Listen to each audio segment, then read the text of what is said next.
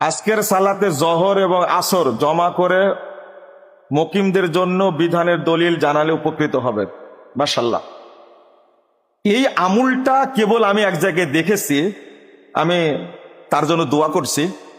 আমাদের professor ASM Shamsur Rahman sir, ওই খুলনা, তাকে আমি হাদিসটার উপরে আমল করতে দেখেছি যে জহর আসর তিনি প্রোগ্রামের দিনে জমা করতেন। মানে এরপরে ধারাটা চালু আছে, এখনো দেখছে ধারাটা চালু আছে। তিনি তো মারা গেছেন, আল্লাহ তার উপরে রহম করুক, আল্লাহ তাকে জান্নাতে মর্যাদা বাড়িয়ে দিন, আমিন। কিন্তু এইটা অনেক জায়গায় এটা চালু নাই। হাদিসে আসছে জামা বাইনা সালাতাইন বিগাইরে সাফারিন ওয়ালা মাতারিন ওয়ালা খাউফিন। ইবনে আব্বাস রাদিয়াল্লাহু আনহু বলছেন, আবু দাউদের হাদিস, রাসূল সাল্লাল্লাহু আলাইহি ওয়াসাল্লাম 2 সালাত জমা করতেন, কখনো বৃষ্টি ছাড়াই, সফর ছাড়াই, ভয় ছাড়াই। এই হাদিসটার প্রতি কোনোদিন আমল করেছেন? আজকে করলেন কিনা?